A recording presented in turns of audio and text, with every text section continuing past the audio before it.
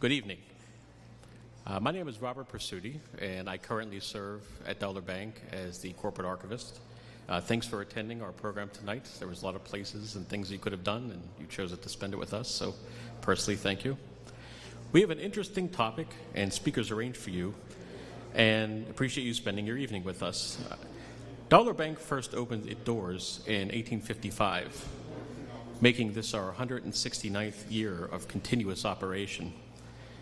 Our bank is a mutual institution in which we operate with mutual benefit to our bank depositors, shareholders, as our depositors are our owners. And this allows us the freedom to focus on slow and steady growth rather than haphazardly chasing quarterly profits. This focus on long-term growth infuses Dollar Bank with a sense of historical direction. Part of that culture of mutuality is our corporate archives, which are the records of the bank going back to the very beginning of operations in 1855. The archives include such materials as historical photographs, financial ledgers, mortgage records, meeting minutes, and depositor signature books. Over time, the bank has served customers from a multitude of communities. When Dollar Bank opened, its mission was to offer banking services to those underserved who were turned away from other banking institutions. These include both working-class people and the poor, women, African Americans, new European immigrants, and Chinese Americans. Since its inception, Dollar Bank has always been open to everyone, regardless of what demographic you came from or how much money you had. In fact, our name was chosen because it only required $1 to open an account, whereas other banks require depositors to hold significant assets. This mission attracted a variety of people from all different social classes, educational backgrounds, and occupations. Some of our depositors' occupations included restaurateurs, beer deliverymen, artists, actors, and musicians. One of the most interesting occupations the record staff have come across has been professional baseball players, which will serve as the focus for the opening remarks by Laura Bromyard, our archives intern and graduate public history student at Duquesne University. Following Laura, the three main speakers will expand upon tonight's theme of baseball to deliver their presentations focusing on African American, women, and Latino baseball players in Pittsburgh. In alignment with Dollar Bank's mission, the bank believes that their stories are an important part of local history which should be told. Sean Gibson, Executive Director for the Josh Gibson Foundation, will deliver The Josh Gibson Story, Why Pittsburgh is Remembered as the Mecca of Negro League Baseball. And Matarez, Director of the Western Pennsylvania Sports Museum, will follow, delivering her presentation On the Field, Pittsburgh's connection to the All-American Girls Professional Baseball League. Finally, Roberto Clemente Jr. will present The Clemente Effect, a call to action. We will hold a question and answer session for the audience to interact with our speakers after all three speakers have concluded. Just prior to our first remarks, Dr. Jennifer Taylor, Assistant Professor of Public History at Duquesne University, will deliver a few brief remarks on the Public History program at Duquesne and the collaboration between her department and Dollar Bank. Please welcome Dr. Jennifer Taylor.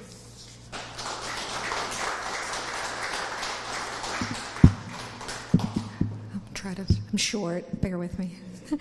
Good evening and welcome to the third annual Pittsburgh History Speaker Series sponsored by Dollar Bank and Duquesne University's History Department.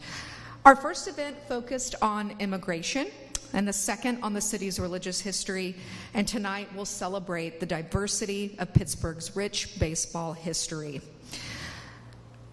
Baseball for All, I think, really represents the culmination of our collaboration with Dollar Bank and the Duquesne program. I would especially like to thank Mr. Prosciutti here for organizing the event and COO Joe Toth for supporting the event.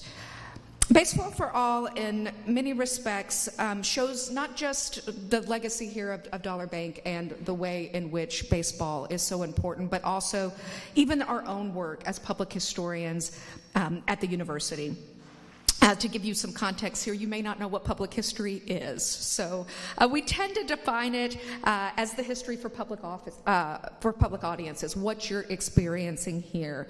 Basically the things you learn outside of the history classroom. You might think of that historical marker or a museum you visited as a kid or treks to the national parks. That's sort of what we do. Our graduate level public history program is over 40 years old and has over 400 alumni. We recently created a certificate for undergraduates to prepare our history majors for employment in these public spaces.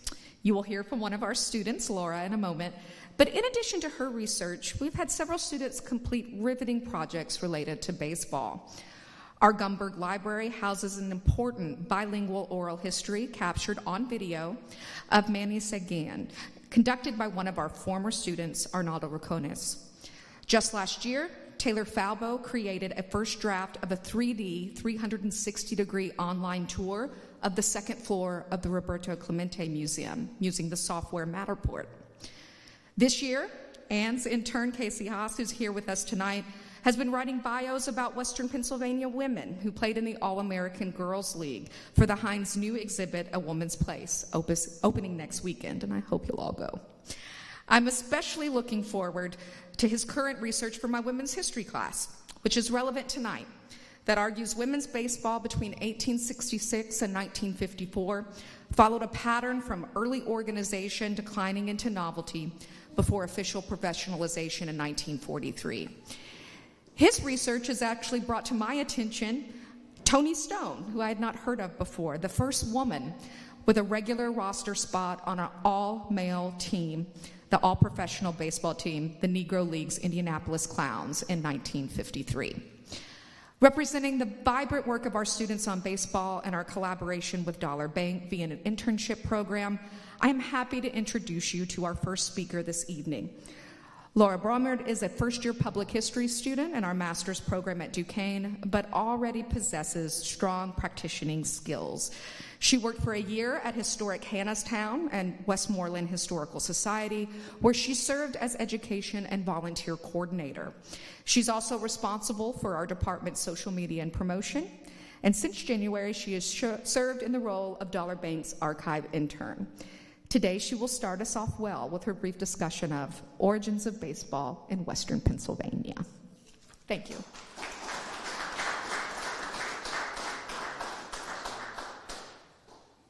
Great. Hello, everybody. Thank you, Dr. Taylor.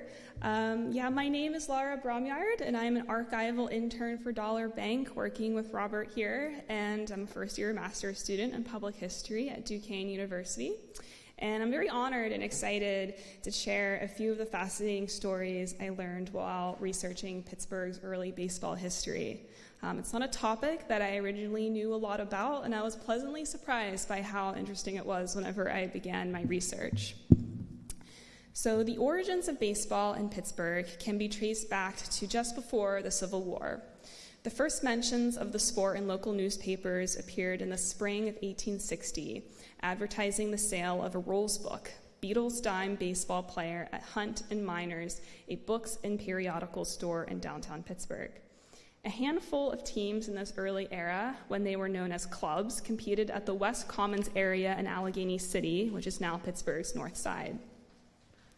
The first baseball clubs were mostly independent and amateur. In 1860, the Duquesne and Aliquippa baseball clubs fielded teams, and the Allegheny Baseball Club had two, the Benedicts and the Bachelors. Game scores of 27-27, 34-15, 36-22, and 21-29 were typical. Pittsburgh papers started using box score formatting in the early 1860s to report the results of baseball matches.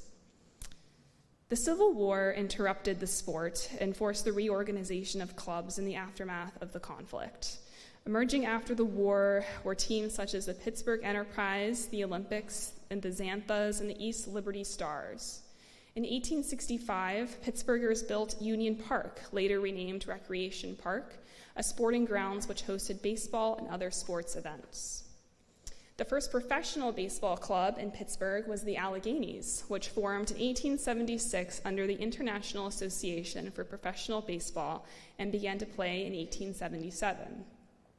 The city's first major league games were played at Exposition Park in Allegheny City. The footprint of the original Exposition Park later became the exact site of Three Rivers Stadium in 1968. Star players in these early decades of Pittsburgh baseball included pitcher and outfielder Al Pratt, founder of the Alleghenies, and future Hall of Famer Pud Galvin, who pitched for the Alleghenies from 1885 to 1892 and started 688 games in his career. Pennsylvania native Monty Ward, a player, manager, and lawyer, spearheaded the Players' League of 1890, a development which resulted in the phenomenon of Pittsburgh having two Major League Baseball teams that year, the Alleghenies of the National League and the Burghers of the Players' League. Although a favorite with blue-collar fans, the Burghers didn't last and folded along with the Players' League at the end of the 1890 season. The Burghers and Alleghenies reorganized and consolidated their clubs. The result? Pittsburgh's swift acquisition of unsigned second baseman Lou Bierbauer, former Philadelphia Athletics player, left without a contract after the demise of the Players' League, and the Brooklyn team he played for in 1890 was criticized as piratical, a familiar sounding word for Pittsburgh baseball fans, and defined as the act of a pirate organization. The Alleghenies embraced the spirit of the slur and promptly renamed themselves the Pittsburgh Pirates in 1891, and so the Bucks were born. Now, with the advent of sports as an occupation, came the presence of professional athletes in cities like Pittsburgh. Boxers and baseball players were some of the first pro athletes who opened savings accounts at Dollar Bank in the late 1800s and early 1900s.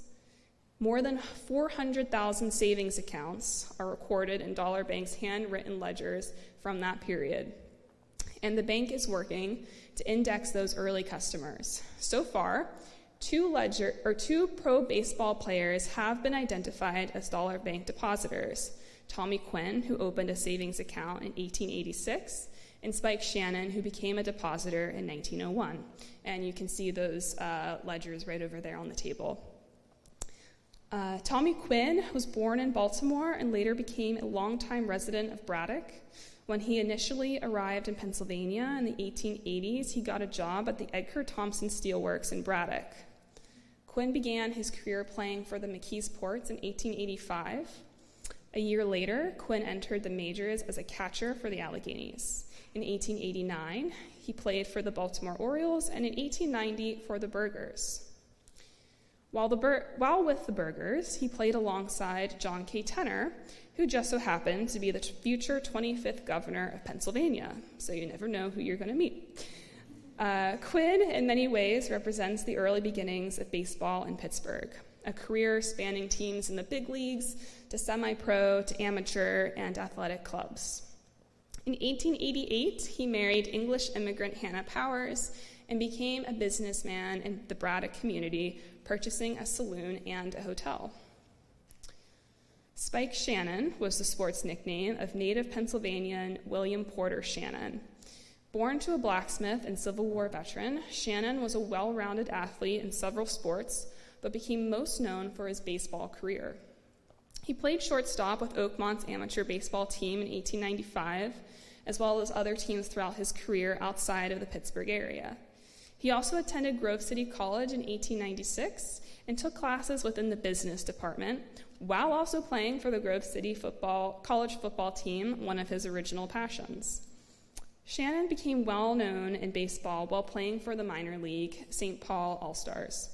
In 1904, he was called upon to the majors, where he played for the St. Louis Cardinals and the New York Giants before spending a brief stint with the Pirates in 1908.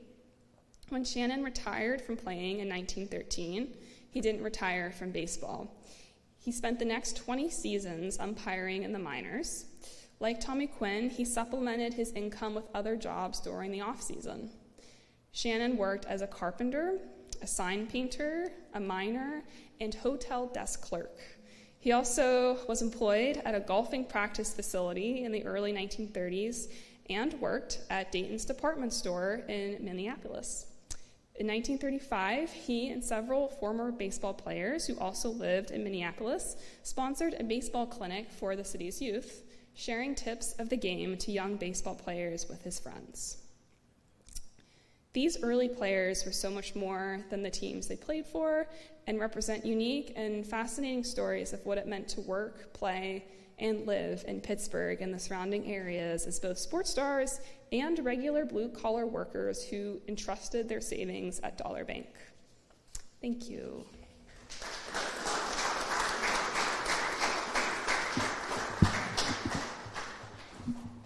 Thank you, Laura.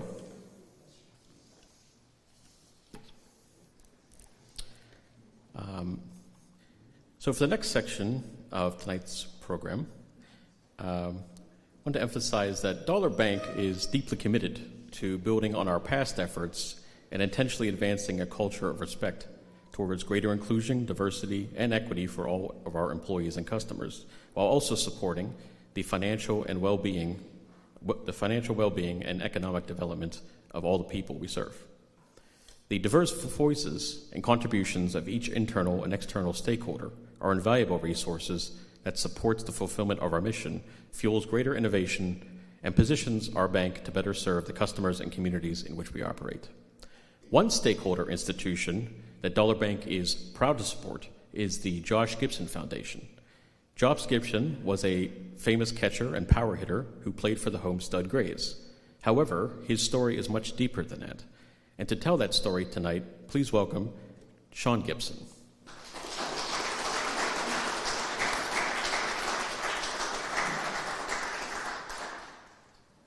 Thank you.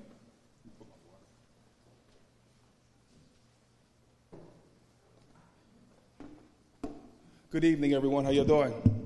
Good, good. As he mentioned, I'm Sean Gibson, the great-grandson of Josh Gibson, and I run the Josh Gibson Foundation here in Pittsburgh. And also, like he mentioned, we are a partner of the Dollar Bank. We're very proud to be a partner of Dollar Bank, who's been a partner for us for the past 5 years. So when I got the call to present today, it was an easy brainer for us to come down here and showcase the talent of Josh Gibson and things that we're doing in Josh's name through the Josh Gibson Foundation. And I guess, can I just click it? Do I just click? Okay. So before I get started, I just want to show a quick video. There'll be a couple of videos and audio in this presentation to give you some little background about Josh Gibson. And here's the first video right here.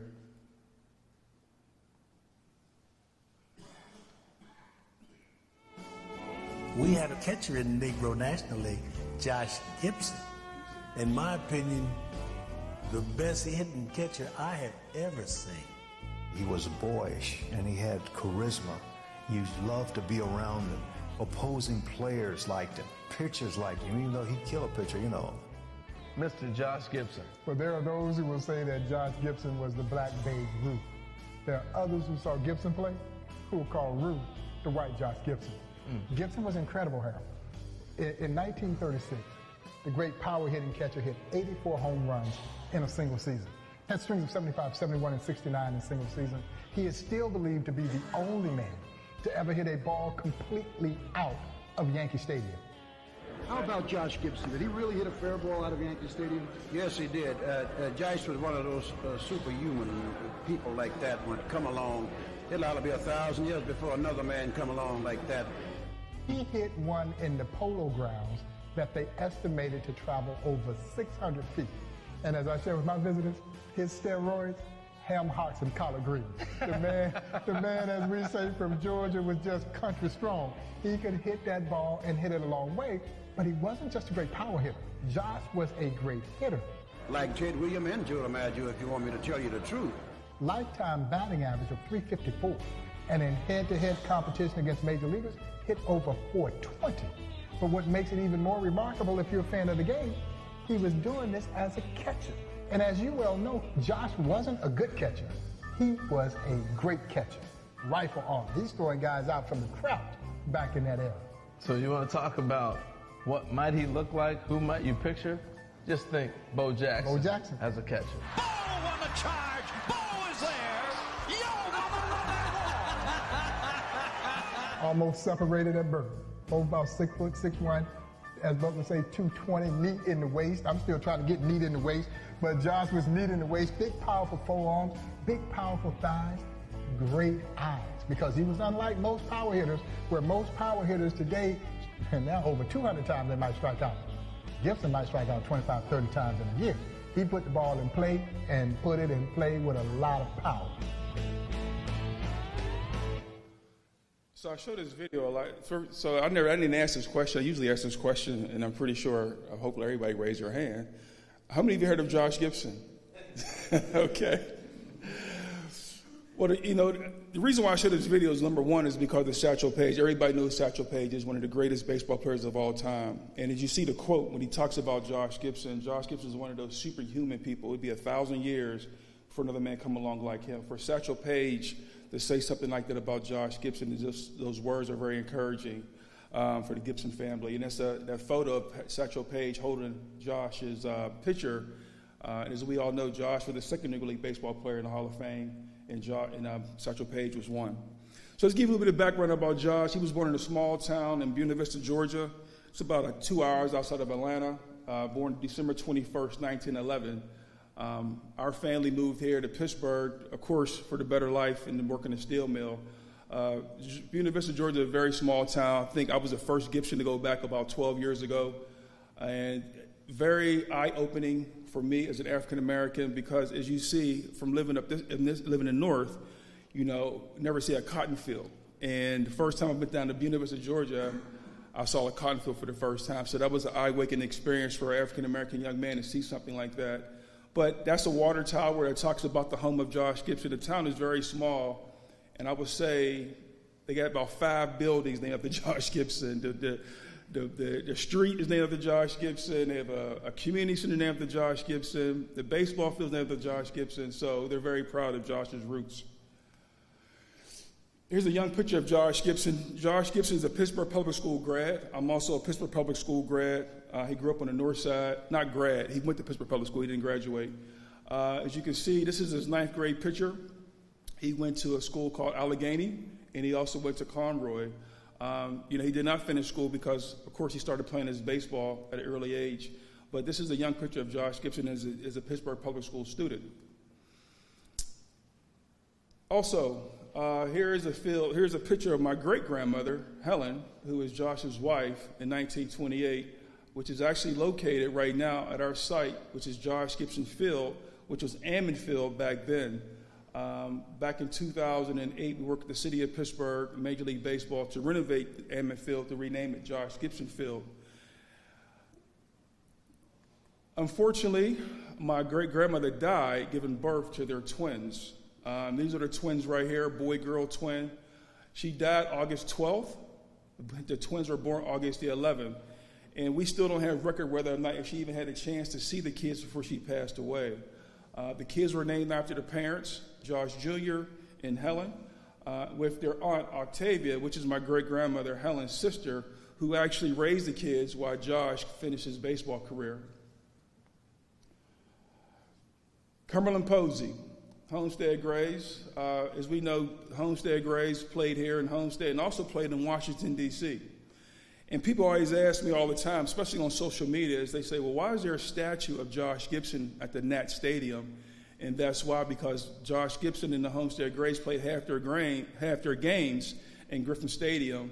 And people always ask that question, why is there a statue and things like that? If you go to Howard University, you'll see a plaque in front of Howard University Hospital that talks about the Homestead Grays, and that's where they played at, where the marker is at. But Cumberland Posey is in the Hall of Fame, and Cumberland Posey is one of 2 men. He's one of 2 men in 2 Hall of Fames. Cumberland Posey is also in the Baseball Hall of Fame. And for all you Duquesne, who's all the Duquesne people here? Okay. Cumberland Posey is at Duquesne. He went to Duquesne University. But again, he was the owner of the Grays. At that time, as the owner, as you can see, they won 9 titles in a row, and they won the World Series 4 times. Here's Josh's debut. I'm not going to read it verbatim, but it basically talks about how Josh Gibson was actually at a game. Judy Johnson, who was a manager at the time, saw Josh and his buddies at the game. The catcher at the time during the game got hurt, called Josh and asked him, would you like to play? And, of course, Josh said yes. And his old saying is, the rest is history. That's how my great-grandfather got his career, playing in the Negro Leagues, being in the game, player gets hurt. Judy Johnson, the manager, sees him there, calls him into the game, and as they say, the rest is history.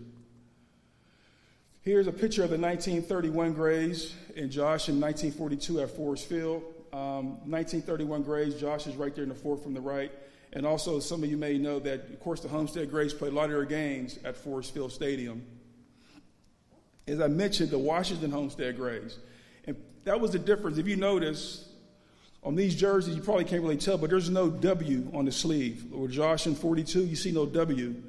The Washington Homestead Grays, when they played in D.C., had the W on the sleeve, so that's still for the Washington Homestead Grays, where they played in Griffin Stadium. But the most important thing I like about this picture with the Murderers Row picture, the one with the 5 men standing there, if you look at the fans, look how they're dressed, right? All the fans in the stands are dressed very nicely. We won't see nobody going to a game like that nowadays at all. But it was more of an outing, you know what I mean? Because especially here in Pittsburgh, a lot of the fans will go to the games and then go to the Crawford Grill. And so it was more like an outing for them to have a go on a date and then actually the games go to the Crawford Grill. And here's just some of Josh's stats when he played with the Grays from 37 to 46. As you look at the first one, it talks about Josh. They finished first 7 times while he was with the Grays. In those 7 years, they finished first. They won a margin of over 8 games. Came in the second best team behind them. Second 3 times in 39, 42, and 46. But the key was that they won 2 World Series with Josh in 43 and 44. But also Josh played in Venezuela and Mexico in 1940 and 1941. Here's another video clip.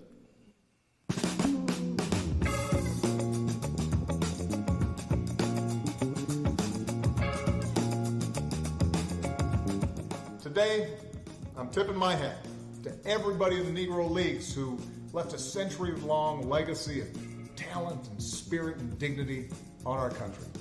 So here's to Satchel Paige, Josh Gibson, Cool Papa Bell, and everybody else, including 3 brave women who did us all proud. There were some great team names too, like the Chicago American Giants. Couldn't think of a more fitting label for everyone who suited up. Congratulations, everybody.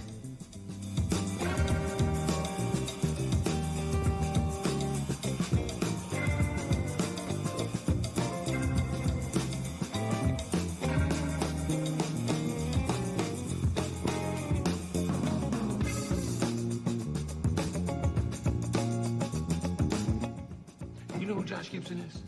The Negro League ball player or my buddy up in Oakland with the missing thumb? The ball player. He was the only man to hit a home run out of Yankee Stadium, and still they called him the Black Babe Ruth. Because he never got a chance to play in the majors to show the people that Babe Ruth was actually the white Josh Gibson.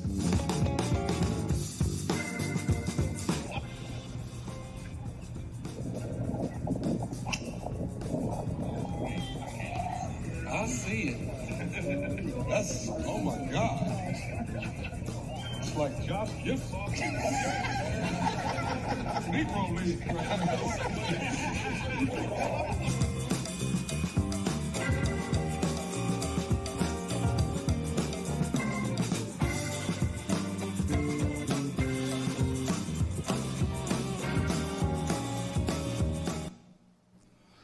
So I wanted to show this. So, as Anthony Anderson talked about, Babe Ruth and Josh Gibson. So, and let me just say this. I'm friends with Brent Stevens, who is Babe Ruth's great-grandson. We joke about this all the time.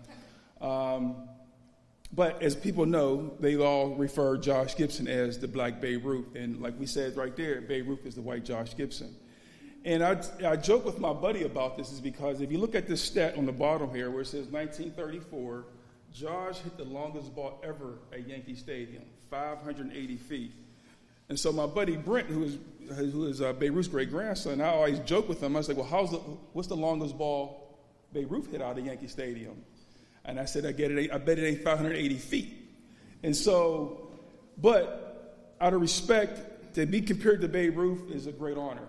He's one of the greatest baseball players of all time.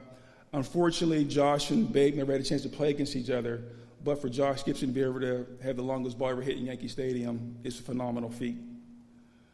Now let's talk about the Pittsburgh Crawfords. This is Gus Greenlee, the owner of the Crawfords. They won 2 national titles in 1935 and 1936. The people who know about Gus Greenlee, he owned the Crawford Grill, and he also, as we call today, the lottery, he did the numbers game. He made a lot of money. He was very generous with his money, and he was very organized. Gus was a very smart man. As you can see, he owned the Crawford Grill from 1933 to 51. But he also built his own stadium in the Hill District from 1932 to 1938. So Gus felt like, why should I keep renting the field from Forest Field when I could build my own stadium and get my own money? And so here are the Crawford Grill is no longer there, of course, no longer is the field, but here are the 2 photos of the Crawford Grill in Greenlee Field behind the great man of Gus Greenlee. 1935 Pittsburgh Crawford team is considered one of the best teams ever, not just in black baseball, but in all baseball, in black and white baseball. This is Josh's year at 35. He had 11 home runs that year, 63 RBIs. His on-base percentage was 445, slugging percentage 652. But the most important thing about this team is that they had 5 Hall of Famers on that team. Satchel Paige was the first Hall of Famer in 1971, Josh Gibson in 72. James Cool Papa Bell in 74, Judy Johnson in 75, and Oscar Charleston in 76. And to have a lineup like that, to have 5 Hall of Famers on one team is phenomenal, especially on an all-black baseball team. And all these guys are enshrined in Cooperstown in the Baseball Hall of Fame. Now here are some of Josh's Hall of Fame stats. As we all know, we have our own Hall of Fame here in the state of Pennsylvania. He was in that Hall of Fame in 1970. Of course, Major League Baseball Hall of Fame in 1972. Negro League baseball players also play in Latin countries. And so Josh is actually in the Hall of Fame in 1974 in Mexico. Being that he was born in Georgia, he was in the State Hall of Fame in Georgia in 2003. And most recently, 2 years ago, he's in the Pirates Hall of Fame. 2 years ago, the Pirates did their inaugural season of inducting players into the Hall of Fame. And it's interesting because for me, talking with the Pirates staff, I was like, okay, well, how am I going to explain to people like you why Josh Gibson is in the Pirate Hall of Fame when he never became a Pirate? And I won't get into the story, but y'all know in the Pirates, it didn't go as easy. So to make a long story short, hold on, before I get to that one. To make a long story short, not this video here, but I'm going to talk about that. But unfortunately, ultimately, Josh is in, along with Buck Leonard. Ray Brown is also in the Hall of Fame as well. They didn't put any Hall of Famers in the Oscar Charleston or 4 Negro League players. They did not include any Hall of Fame players in 2023. But getting back to Major League Baseball Hall of Fame, I'm going to show this next video clip, and we give this guy a lot of credit for Josh Gibson going to the Hall of Fame. Every American boy a chance to excel, not just to be as good as someone else, but to be better than someone else. This is the nature of man and the name of the game, and I've always been a very lucky guy to have worn a baseball uniform, to have struck out or to hit a tape measure home run. And I hope that someday the names of Satchel Paige and Josh Gibson in some way can be added as a symbol for the great Negro players that are not here only because they were not given a chance. Now I know Casey Sting will feel the same. Now this video here is very important, and we give a lot of credit to the Ted Williams family. As we all know, Ted Williams went in the Hall of Fame in 1966. As I mentioned, Josh Gibson and Satchel Paige, Satchel went in 71, which is 5 years later. Myself and the Paige family always gave Ted Williams and his family a lot of credit because if you noticed, if you looked at the time, his speech is only 3 minutes long. It's not a very long speech. But within that speech, he had the courage to mention that he hopes that one day that Josh Gibson and Satchel Paige be inducted to the Hall of Fame. Whether he said that or not, maybe they would have won, but we do give Ted Williams and his family a lot of credit for even acknowledging those guys. And like I said, 5 years later, Satchel Paige is the first player to go in as a Negro League baseball player, and Josh Gibson in 72.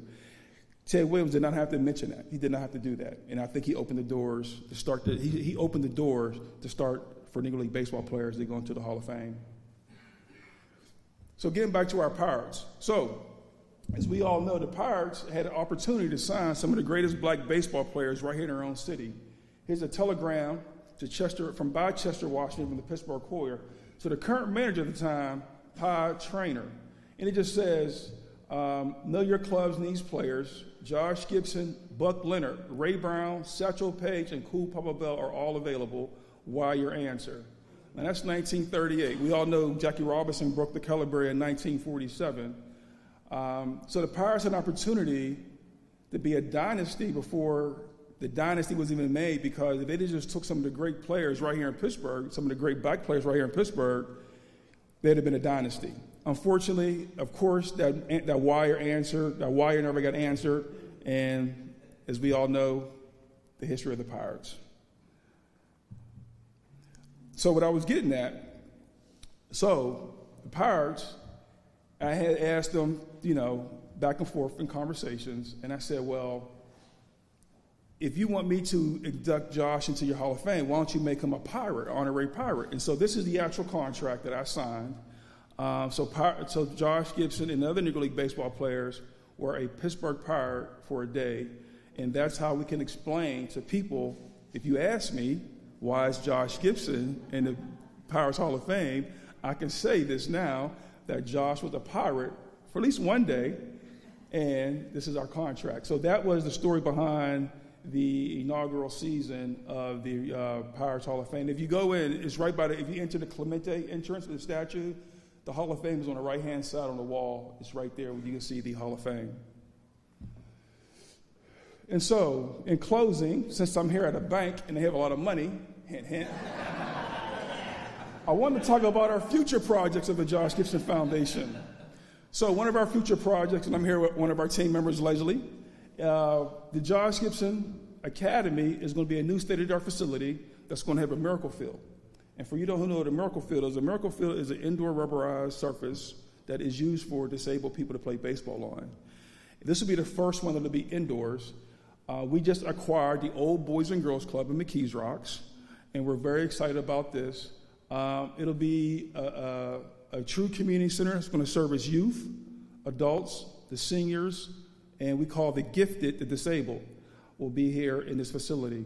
And so I know this is, which I didn't want to see, but since I'm at the bank, you never know.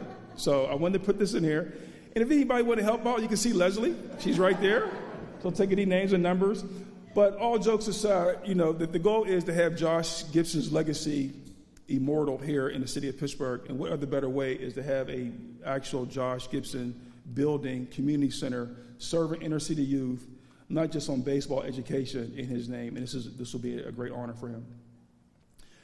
And in closing, this is Josh Gibson's gravesite. If you haven't been to his gravesite is actually at the Allegheny Cemetery, which is right next to Children's Hospital.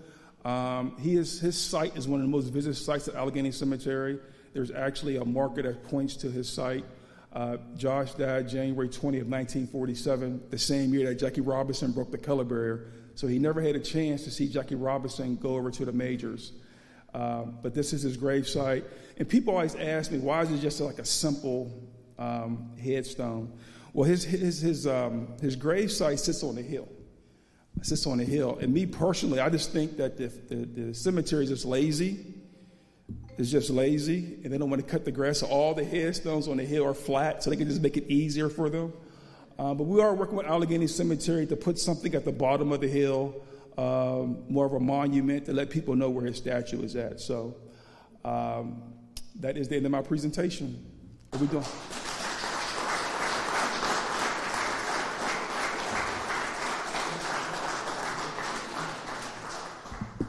Okay. Thank you, Mr. Gibson.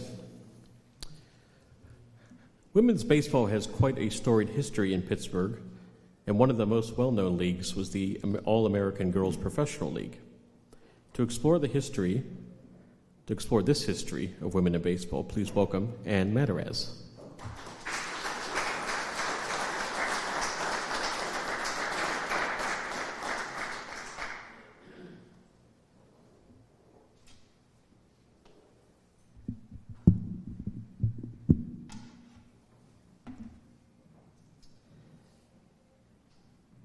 Oop. There we go. Thanks. Sean, thanks for sharing that image, because if we're talking about baseball for all, what better than to build a facility that every person, no matter their abilities, can access. So more power to you and the great work that you're doing. Yeah, Dollar Bank, you hear that? That's my pitch. We're a museum. We always need money too, let me say. Let me start by prefacing my talk to say, by no means is this a history of women in baseball. There's not the time to do that, because women's baseball dates back at least to the 1860s. And it's not even a full history of the All-American Girls Professional Baseball League. What I'd like to do is kind of take that story and put it in context, because what's interesting to me is really understanding what role did this league play in terms of the trajectory of women in sport.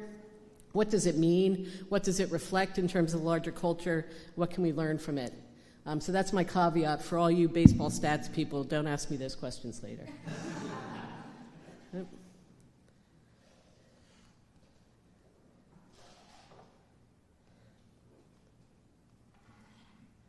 All right, my slides aren't.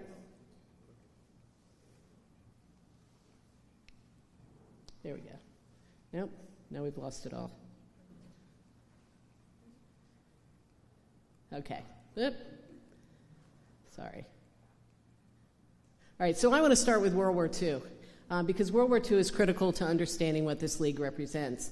Obviously, World War II changes the landscape for everyone. 16 million Americans go off to serve in the war effort in some capacity, and it opens up the job market for women. So women's roles in American life and American society change markedly. They fulfill the roles they've always had as women, homemakers, mothers, caretakers, both in the larger society and within the home, and as workers. And it truly changes their trajectory, especially on the factory floor. In fact, 6 million women become wartime workers, 300,000 Red Cross volunteers, 350,000 women in the military, largely serving roles that free up men for the front lines as clerks, office workers, transports, aviation specialists. And aviation becomes a critical part of the job market for women, involving almost 65% of women on the home front. 65% of the workers in the aviation industry on the home front were actually women during the war. So women in the workforce grow from about 26% in 1939 to about 36% in 1943. That doesn't seem like a huge change, but when you look at the next line, about 46% of all women between 14 and 59, and 90% of all able-bodied single women between the ages of 18 and 40 were engaged in some form of work or national service by September 1943. So that's a major change in the lives of women in this time period. And it also changes their economics. Wages in the factory are better than those for office work. We'll also talk about wages that these women baseball players make. But women still only earned about 50% of what the average factory worker man worked during the war. So there was some equity and opportunity, but certainly not equity in economics. So what happens during the war? In 1942, the U.S. War Department says to Major League Baseball, there's a chance we're going to shut you down. There may be a manpower shortage, and we may need to close down baseball. And this galvanizes people like Philip Wrigley, who's the Cubs owner at the time and also acknowledged as one of the founders of the All-American Girls Professional Baseball League. So he brings together a small committee that included Branch Rickey from the Brooklyn Dodgers, Wrigley, and then the Wrigley attorney, Paul Harvey. And they come up with this idea about starting a softball league, a professional softball league for women. Really their goals are to support the war effort, to entertain people in the home front, to build a fan base of spectators for Major League Baseball. And I see Len Martin there, the Forbes Field expert. We know Forbes Field, Barney Dreyfus is thinking about this in 1909, right, when he's opening Forbes Field. How can we not only service a class of people that's maybe in a little bit better neighborhood, a little bit better class of people, a little more money to spend, how can we bring women to the ballpark? So this is still something that Wrigley's wrestling with in the 40s. How can we build that fan base for our teams? So they come up with this idea. And then also, Wrigley owns fields, not just Wrigley Field, but other baseball fields around the country. So how can we provide smaller cities with this recreational opportunity?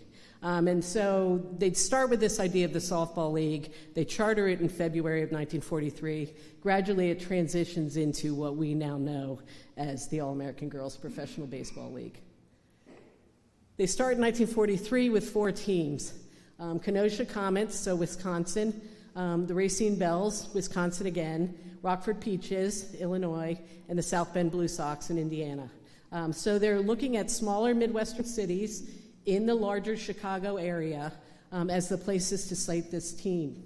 Now, one of the interesting things is they don't just think about developing this league. They don't just think about how do we recruit, manage, organize, but they start to think about what should our identity for this league be. And they begin to send out scouts. The managerial staff is always completely male, and it actually includes some future Hall of Famers like Max Carey and Jimmy Fox. So who can we go out and scout, try out, identify these potential players, and then bring this league together? So they go out and scout, do tryouts around the country, even some in Canada. They begin to identify players. They bring 280 women, girls and women, to Chicago in 1943, and from that group they choose 60 players to field these 4 teams. But beyond thinking about how are we going to actually organize the sport, they're thinking about what is the image we want to project. And there's a real fear. A lot of these women, of course, didn't have the opportunity to play baseball. They played softball. That was the girls' sport, if they played a sport like that, though some do have some baseball experience, as we'll talk about. But there's a real control or branding issue as they go into it. There's a perception by Wrigley and others that softball is too masculine. And in fact, there is some historians who've said this real sense of fear about not only is it too masculine, but are these women who play this sport lesbians? And this is not the image we want to project of the players that play for our team. We want not only this all-American image that we project, but we want this image of femininity to be center to who we are. So I love this quote, this is the keynote of our league. No pants-wearing, tough-talking female softballer will play on any of our teams. And they were serious about this. So when you look at all the decisions about how this league is presented to the American public, they were careful, they were so afraid that people would not come out to the ballpark if this was softball that was being played, that there would be, especially in the Midwest, this real aversion to these women athletes, that they packaged these women and girls in a particular way. So you look at one of the best players to play the game, we had to look like ladies and play ball like men. And so these are the uniforms that they wore. And this is actually Betsy Yoakum's uniform. We'll talk about her in a minute. It will be at the History Center in June, coming from the Smithsonian. But look at it. This is not what you think about a softball player or a baseball player playing a physical sport in, a skirted dress that looks more like a tennis dress or an ice skating costume in somewhat demure colors with bloomers underneath to play in. Not only did they dress these women in a particular way, there was a whole code of conduct that these girls and women had to agree to. And there's published books, the official girls' baseball rules for the league. And they had chaperones. So they practiced during the day. Spring training was practice all day, and at night you went to charm school. And I mean Helen Rubinstein Charm School. You had etiquette, you had rules. When you went out in public, you weren't allowed to wear pants. You had to dress a certain way. You had to project a certain image. No drinking, no smoking, and you were chaperoned. And this is one of my favorite chaperones. One of the women from Western Pennsylvania who talked about her, Shirley Berkovitz. We'll meet her later. Helen Campbell. Helen Campbell spent 32 years as a Marine. Her father was a professional baseball player. And she served in the Marines. She was in the Marine Reserves in 1946, and she was hired by the Muskegon Lassies to be the chaperone for the team. And Shirley said, Helen had a rigid set of rules, and you followed them, and they looked out for us everywhere that we went. So she arranged their travel, their food, their housing. She managed their after play events. And she made sure they followed the rules. If you broke one of the rules, $5 penalty the first time. Second time, $10 penalty. Third time, suspension. So this was serious sense of who you're going to be, what's our identity as a league, and how you're allowed to behave as a part of these teams. And this is Betsy Yoakum, whose uniform, when we open the exhibit that Bob mentioned earlier next week, her hat, glove, and shoes will be on display from South Bend Blue Sox. And then in June, because it can only be out for 4 months, her uniform will come, and we're excited to have it. So one of the things I should mention, I forgot when I was talking about the uniforms, think about, too, not only the image they're projecting in the way they dress these women, the rules they need to follow. Think about the teams in the image they're projecting. What are their names? They're the Lassies, the Daisies, the Colleens. These are terms for women that are the Chicks. These are terms for women that project a certain kind of image about who these women are. So there's a sense of femininity, of kind of subliminal sexuality to the way we talk about them, but a very controlled image we want to project. Betsy Yoakum came from Cincinnati to play. She's one of the original 60 women to play in the All-American Girls League. She is there for 5 years. She stays with the South Bend Blue Sox the whole time. She's one of their better players. She was the league leader in hitting in 44. And she was a constant kind of key member of that, one of the best teams that played. In 1948, she asked for more money, and they say no, and Betsy walks away from the game. She's, as an office worker, she worked for dairy in Cincinnati. She'd go back to it in the off season. She only made about $13 to $15 an hour, but she wanted more. She was making probably, I'll show you her pay stub in a minute, $50 a week. She wanted something a little bit more.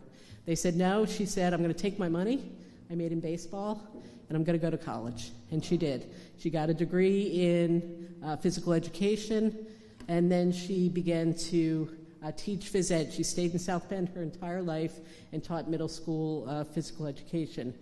She just celebrated her 103rd birthday on February 8th.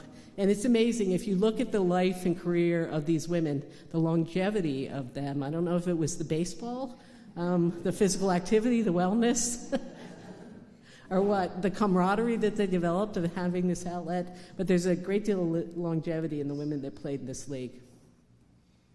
And this is indeed her $50. So this is great pay for that time, but of course it's seasonal pay.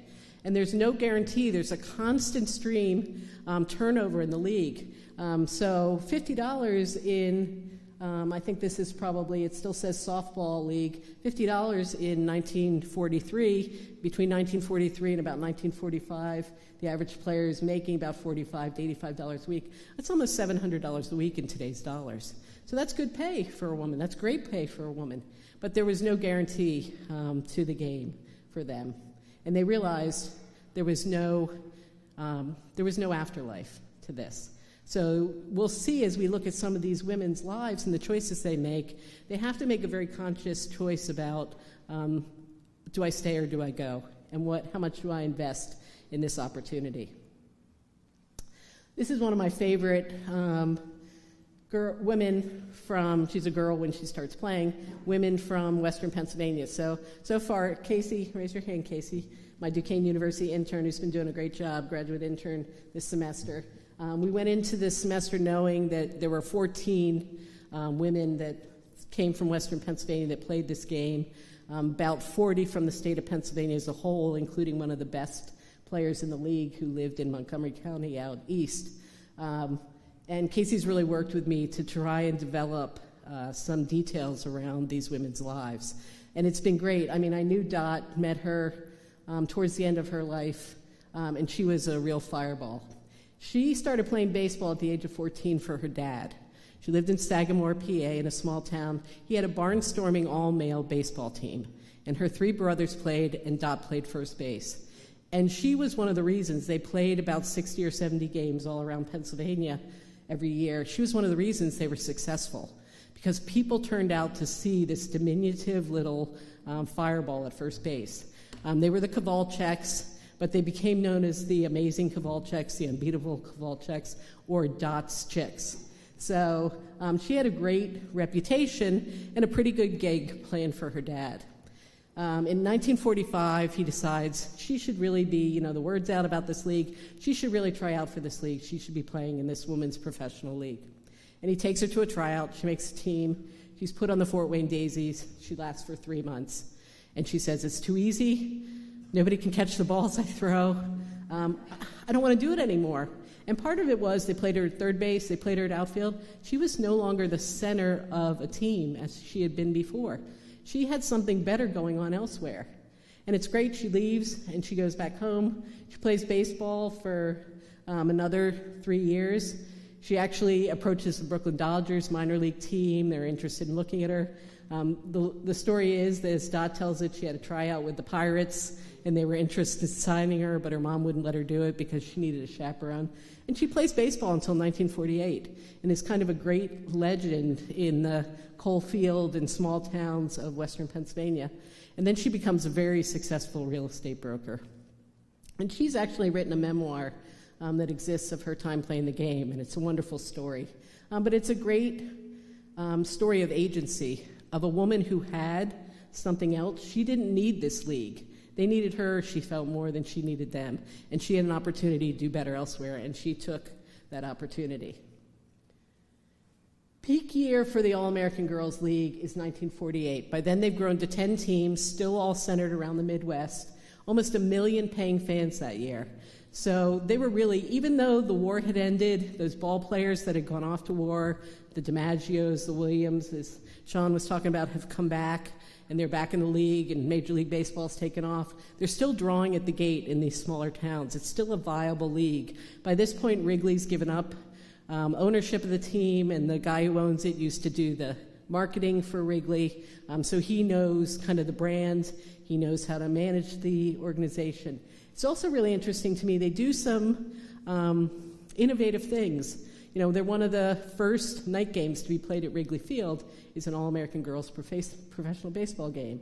They go to Havana, Cuba, to do spring training. And in 1948, about 200 women go to spring training, representing 27 states and Canada, and they even allow a couple of the Cuban players to join the league. No African Americans, though. When we talk about baseball for all, from the very beginning, Major League Baseball was segregated. This was a segregated league. It was in the language of the league. It was understood. It was an exclusionary, whites-only, in essence, league. And there's some modifications made that year to the game. So the game becomes, over time, increasingly more like baseball as we know it, and less like softball, as many of these girls come to the game with that skill set. And this is one of the years where you begin to see, some of the adjustments made that make it more like baseball.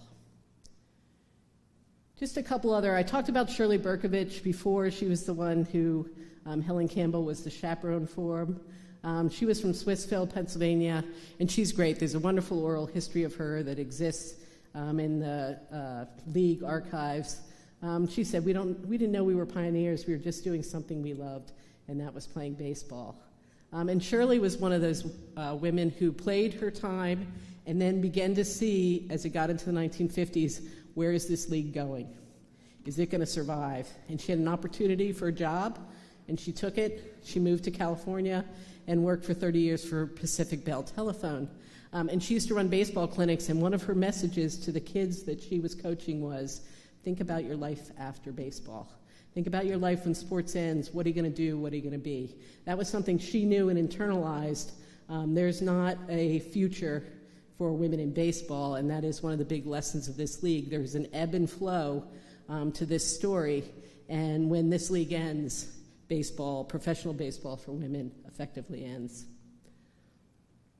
Joanne Jo McComb, who came from McKeesport, played baseball with her brother, who encouraged her to try out for the league, played 1 year for the Springfield Sallies.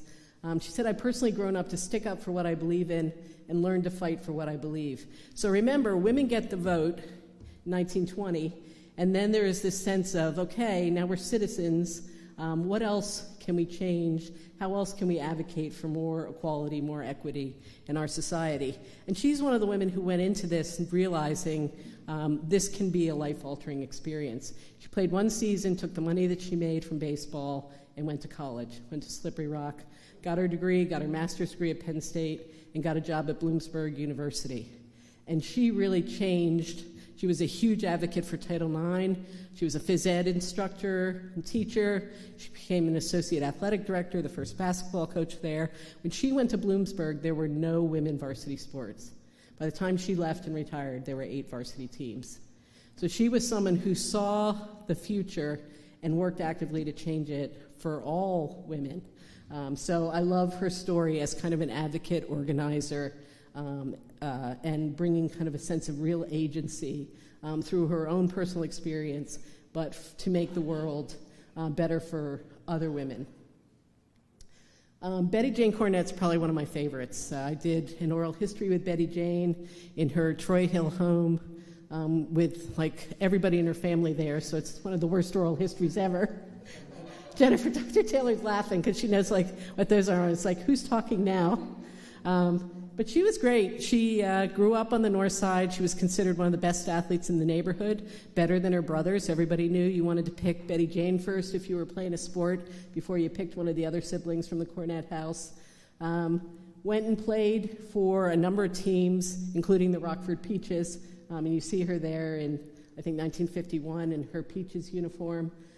So had about 2 or 3 seasons in the league, and then came back to Pittsburgh and went to work at the H.J. Heinz Company and spent her entire career there, but continued to play softball until she was almost 40 years old. And she would play not just women's softball leagues, she'd play for the industrial teams all around the region, and people wanted her on their teams. Her greatest experience from her days of playing in the league was playing in an exhibition game in Yankee Stadium. Just this sense of what did this experience mean to women's lives? It was an opportunity, but it was short-lived. So people think about this league as changing the landscape for women athletes, but it really didn't. This whole league was about a business model. Philip Wrigley developed a very successful business model. When it was no longer successful, this league ended. And that's some of our takeaways from this story. You know, Major League Baseball comes back and comes back strong after the war. And not only does Major League Baseball come back, but the MLB begins televising games. And on a regular basis, national games by the 1950s. And that's really what contributes to the league folding. There's no need in Kenosha, Wisconsin anymore to go out to the 5,000-seat stadium and watch these women play. I can sit at home and watch baseball, the best baseball from anywhere on my television. And so that revenue model, this no longer becomes a tenable enterprise. As I've talked a couple times, there's a really no linear progression to this. When we think about women today in baseball, there is not professional baseball, and nor may there ever be for a long time professional baseball for women. There are a small number of women nationally playing Division I baseball on men's teams. There are small examples, one here, one there, of women having an opportunity to play or to umpire a game or to move into the front office or to work as a scout or a minor league coach.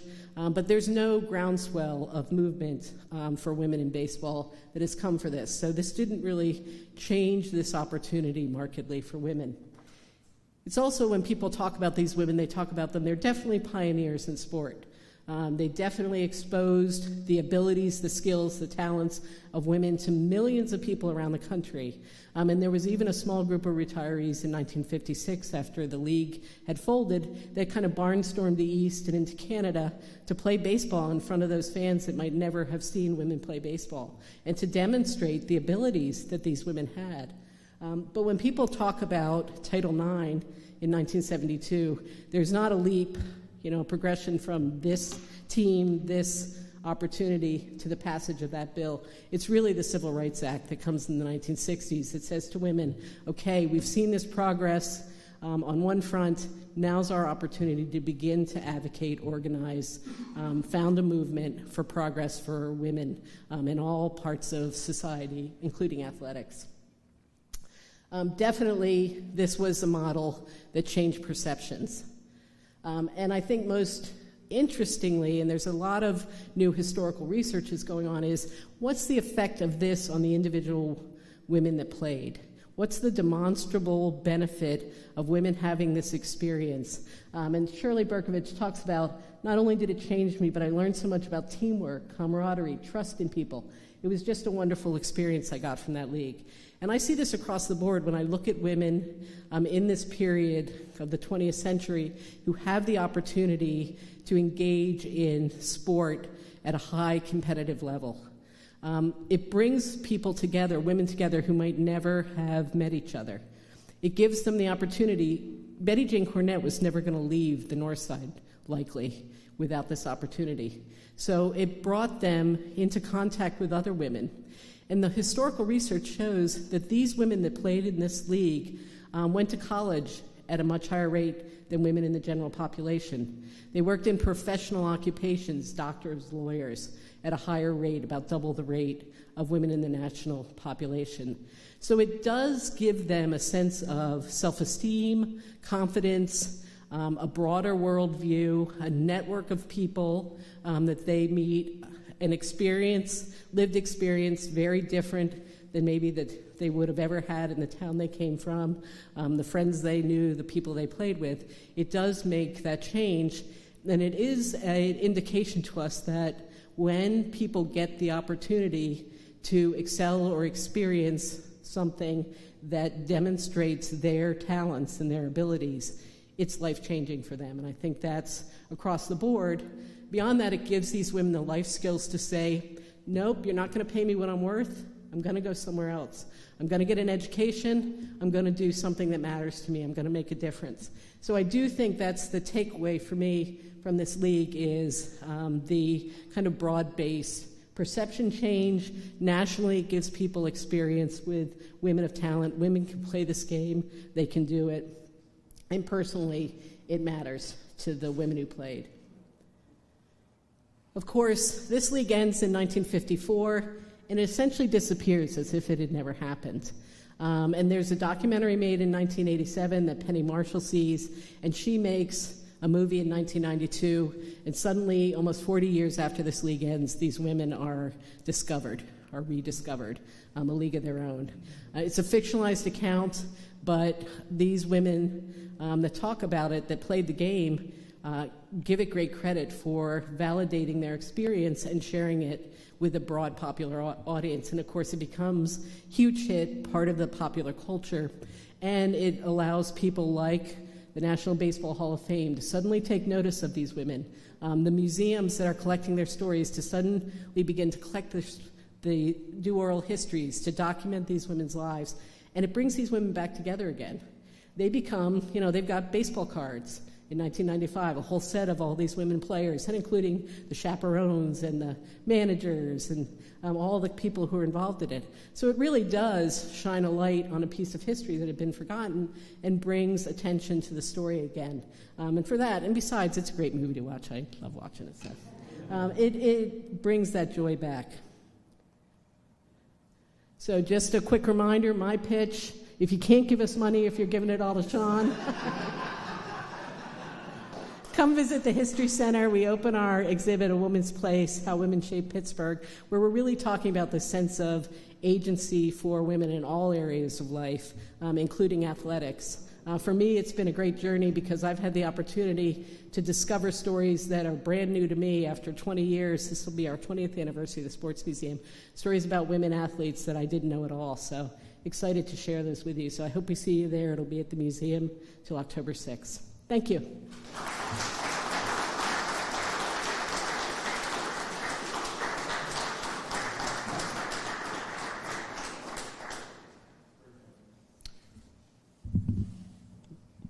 Thank you, Ms. Mataraz.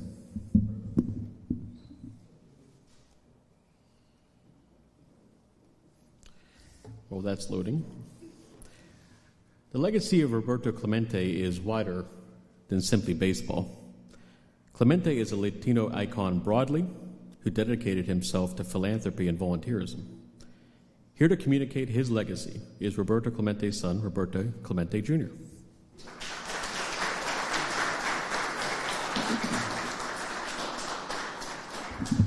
Thank you.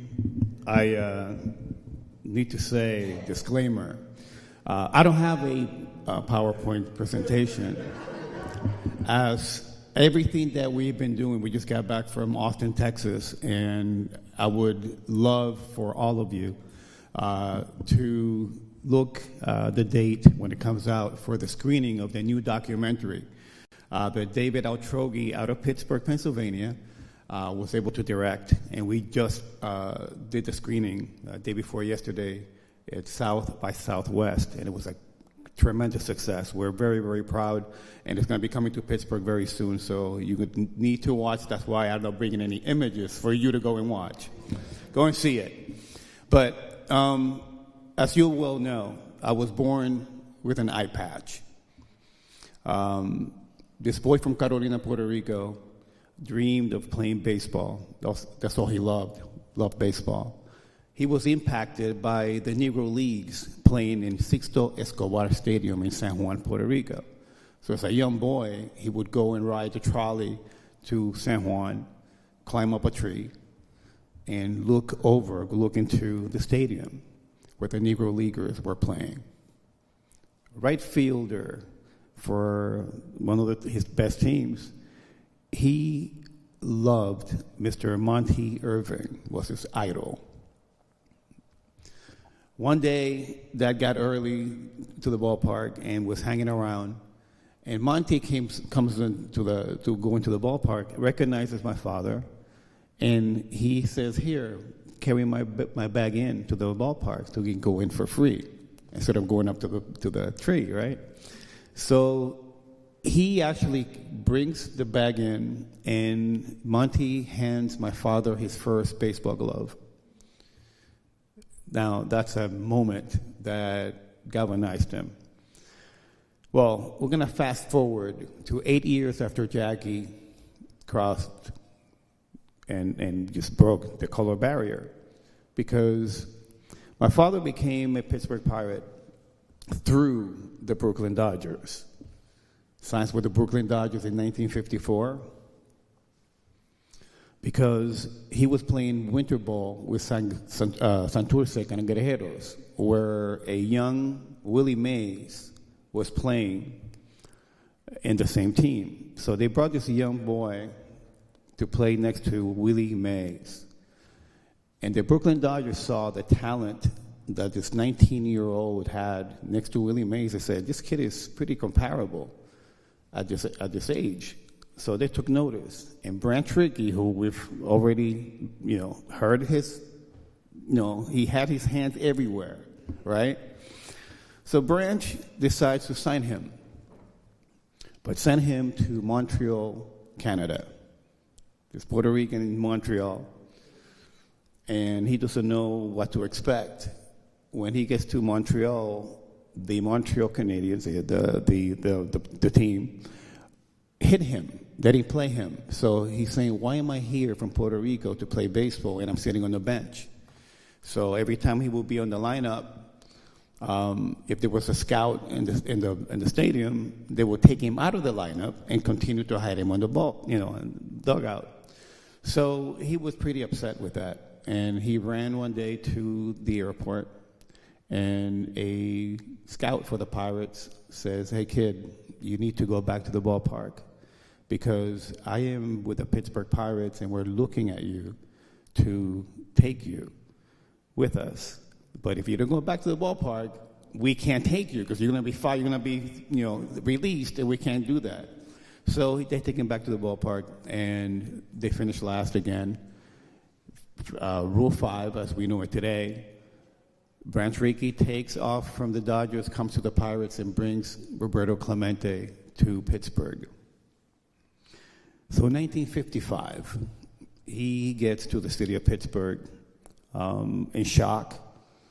It was obviously a dirty, smoggy sweaty place. But the people from Pittsburgh looked at him and say, yeah, there's a black man coming to the Pirates, until he started speaking. Yes, he was a black man, but he was also Puerto Rican. And now there was a culture shock, because now we don't understand the cultures, and he's trying to get his footing. From 55 to 58, he struggled. But a lot of people don't know that while he was out on the road with the Pirates, there's a telegram that comes from the Marines. He had been drafted. The Pirates started negotiating with the Marines for them not to take him, to please hold off until after the season was over, because they were finally competing. They were actually getting to not be in the last place, and taking him away would really hurt their chances to get into the playoffs. So they negotiated, and they made it work. So he had to show up in Parrish Island in 1958, which was a blessing for him, because the training that he went through made him stronger, more disciplined, and was able to really excel the next year and start really building on that career that he built in 18 years for the Pirates. Now, the moment he came to the Pirates, he was not the first, but he was lonely because, like I said before, the culture shock, media was not helping. They were really disparaging for him, really frenetically writing all the hits with H-E-E-T, for example, the way he spoke, his accent. So there was a very tumultuous relationship with the media. Now, let's fast forward to 1960, which is actually a year that was historic for the Pirates since the Pirates beat the Yankees in the World Series. That was the start of understanding who he was as a human being, because he decided to go outside and celebrate with the fans when they won the World Series and not stick with the players. And people are like, why would he do that? Well, I'll tell you what. He truly believed that those people in the stands were paying his salary. You never know. But the sacrifice anyone or they're doing to be able to get a ticket, to sit on that seat, to watch a baseball game, how can I not give it my all? It could be the first, it could be the last opportunity for this person to come to a baseball game. And I respect that. He cared about the people. So, 1960, become a world champion. The voting comes back for MVP. He was expecting to at least be in the, right there with the guys that were competing for the MVP, but he came in 8th, which was a slap in the face for him. Even Lindy McDaniel, who was a relief pitcher, came in on top of him. Now, that in itself really was the fuel that he needed to become the player that he became. He knew he needed to work harder and do things differently to be able to be noticed and be able to really leave a mark the way he knew he wanted to leave a mark. But he was paving the way for every Latino, for every African American, for everyone in the minority group. He was working hard to make sure that there was respect towards them as well. So he embarked on this journey of making sure that every Latino in every ballpark and every team he would talk to and say, listen, we need to make sure that we do things right. People are looking at us and spend hours speaking about the world, about injustice. I wish I was a fly on the wall or a mango on that tree to be able to listen to that conversation, right? But that, I think, really helped him continue the work the way he did, to have that confidence of being able to speak out. To the point that when Dr. King was assassinated, my father was the person that actually held MLB opening day to open that day. They didn't open in '68 the way they were supposed to because of the respect to Dr. King. He said, we're not playing baseball in respect for this man. So he stood up against being able to play a game of baseball when the nation was in mourning. That's the respect he had for him. Now, this kid from Carolina, Puerto Rico, comes to Pittsburgh, Pennsylvania, and tells the Pittsburgh Pirates, listen, there's a lot of talent in the Caribbean. You must go and exploit that. You must go down there and find more talent. There's a lot of me out there. Let's go get them. So, little by little, the Pittsburgh Pirates started bringing in a couple more guys here and there. And September 1st, 1971, something awesome happened. September 1st, 1971, Pittsburgh Pirates took the field with 9 Black and Latino players for the first time in history. I believe that Dad had a lot to do with that. He was very proud to be the leader of the pack, to advise those guys to how to create a culture of winning the right way. 71 was also a year of a World Series for Pittsburgh. They won the World Series. Fantastic. But that team forever will be in the Hall of Fame, will be the first time, but it's also the ground zero was Pittsburgh, which I think is very, very an awesome where he landed because of how he felt, how he needed to fight for the young, or for the hardworking people. That's what he wanted to do, and Pittsburgh was the right spot for him. He could have landed in LA, New York, anywhere with a big market. He landed in the right market, the Steel City, the people that really had to work and struggle. And that is, his mission was actually those people, just like him, he grew up struggling, and he needed to be part of that community. So, since 1971 and that team, that was his 17th year with this team. Throughout those years, a lot of people in this community learned what he did for a lot of people that he didn't have to. Children's Hospital, for example, in 1970, there was a Roberto Clemente Day or night celebration. He was the first time I saw him cry, because the people of Pittsburgh wanted to celebrate him. He was not a good receiver of all that stuff they were bringing for him. So he decided to open a memorial or an account for Children's Hospital. He said, please don't give me any money or anything. I want everything to go to Children's Hospital.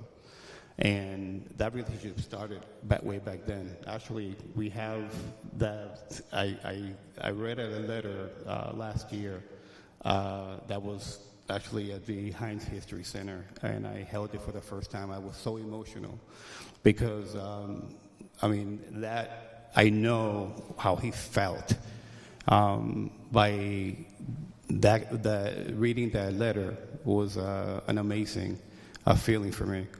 But The Clemente effect began when he came to Pittsburgh.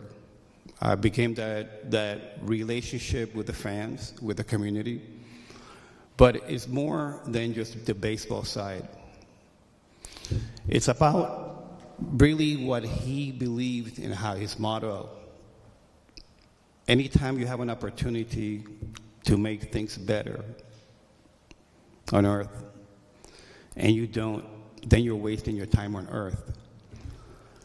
He visited many, many hospitals, including this one. He would take, I remember mail bags at the Three River Stadium, this big right here, him sitting at the locker and looking at the schedule and picking out mail for those cities that he was going to be able to hand deliver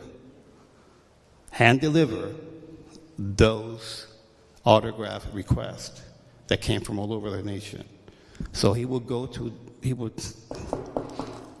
at a home for a little kid to send him a letter for autograph. He would go and knock on the door in whatever city it was, show up and say, "Hey kid, come here," and sign it in front of him. Who does that? I can't think of many people that do that, right? But that was him. That was Roberto Clemente was. And you talk about the impact that this man still has in the city, in the young people of Puerto Rico.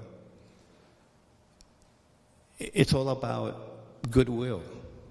It's about caring for people, because baseball is secondary. The numbers, yeah, great numbers. Great career. I mean, we can go through the whole, we don't have to go through the records, but the 3-7 hits. But then he dies the way he died. And because of that, in 1973, you have Sean talking about 1971, 1972, Satchel Paige and Josh Gibson going into the Baseball Hall of Fame. The very next year, in 73, my father goes into the National Baseball Hall of Fame in Cooperstown because the 5-year waiting period was waived. Him and Lou Gehrig are the only two players that's happened. But the mystical part of that is the fact that he went into the Baseball Hall of Fame in 73 with his childhood hero, Monty Irving. They both went in at the same time. What are the odds of that?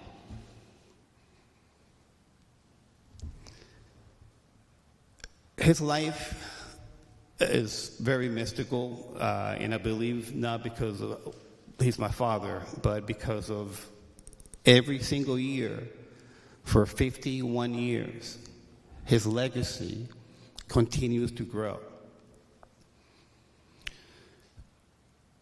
Richard Nixon wrote a check the very first week of the accident as a memorial for him, for a fund, and proceeded to create a medal who he was the first civilian to receive because of who he was as a human being and how he died. There have been many accolades, and every year we have Duquesne University, we now have a scholarship. We have a couple more colleges that have scholarships. We have 5 post offices with his name on it. We have, 40 schools. We have, you continue, but amazingly, the first namesake that came up with his name after the accident was in Mannheim, Germany. Liberia, Africa, decided they needed to vote Dr. King and Clemente to celebrate them. A poster or a coin. Dr. King got the poster, Clemente got the coin, currency. $1 and $10. for a kid from Puerto Rico that played a kid's baseball sport, is truly impacting people outside of the game. We have third graders and seventh graders today learning about Roberto Clemente. It's a new generation of kids that I never saw him play, will never see him play, obviously. But they're sending letters to us because they become Clemente fans because of the story. It's not about baseball. It's about being a human being. It's about how you feel when you hear the name Clemente. I consult people since I was 7 years old because when people meet me for some reason, tears are coming down their faces. But it's a call to action for all of us to make sure that this man has been gone for 51 years and he only lived for 38. What can we do in our lifetime to have an impact, at least on one person, for 50 years?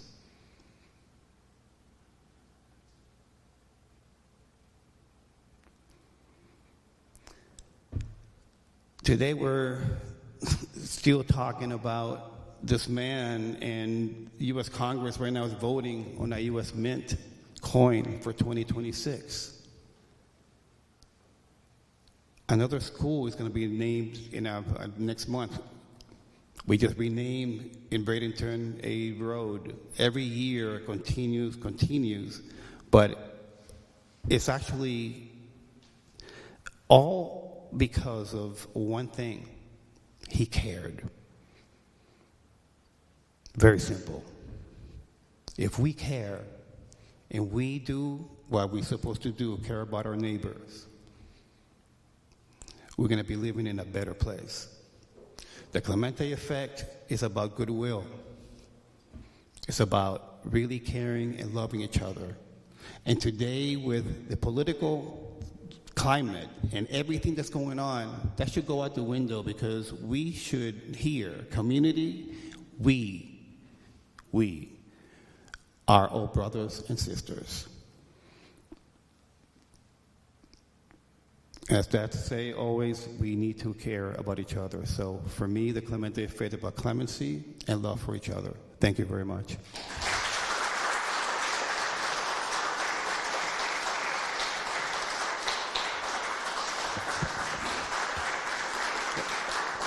Thank you, Mr. Clemente.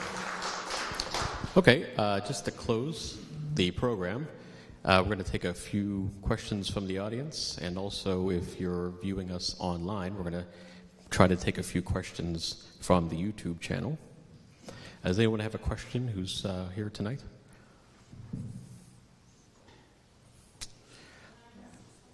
Sure.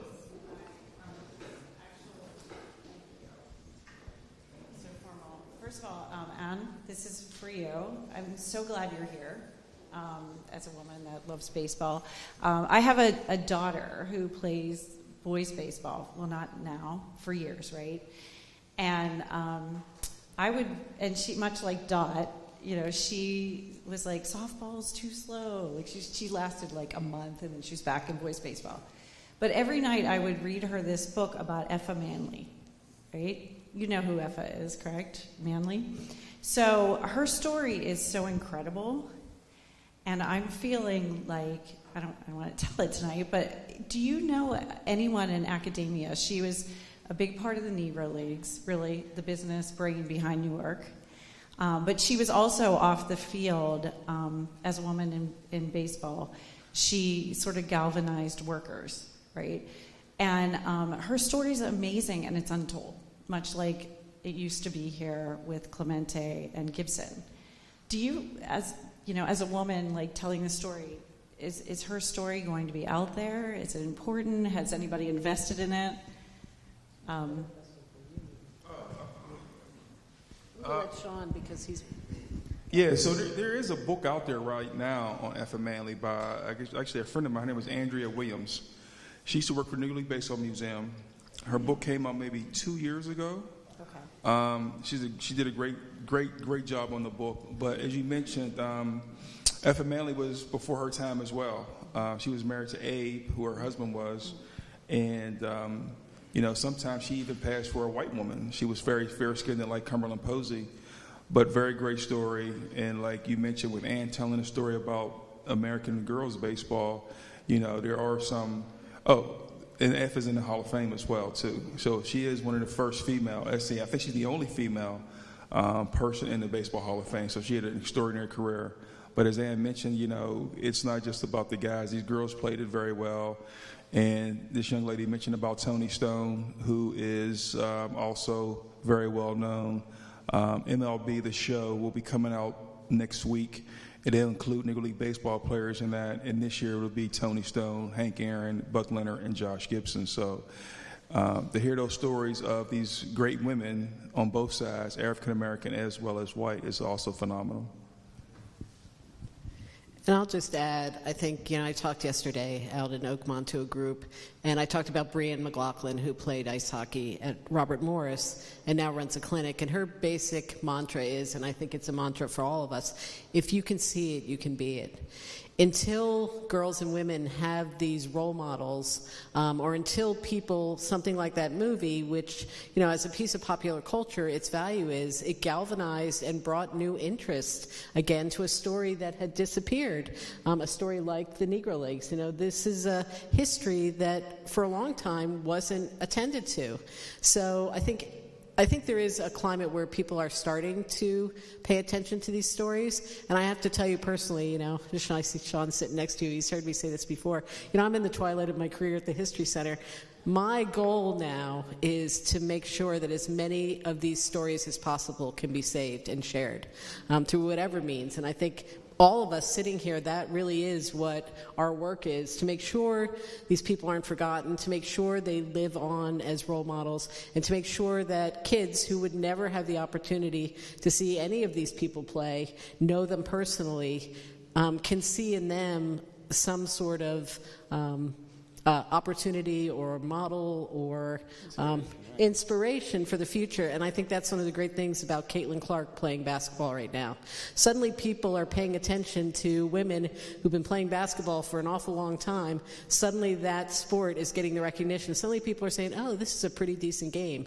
But that's a real change in the culture. So I think people like Clemente, like Josh Gibson, like these women, change the culture, change the the language and the understanding of what is possible in the future. Any other questions from the crowd here? Okay, and I actually didn't see any questions from our viewers online. Must have been pretty comprehensive, so... Well, I just wanted to finish by saying thank you again to all our speakers. Thank you for those of you who have watched online, and of course, thanks who came in person. For those of you who came in person, we have some hors d'oeuvres and light refreshments outside, so feel free to mingle for a little while, and just thank you for coming. Thank you.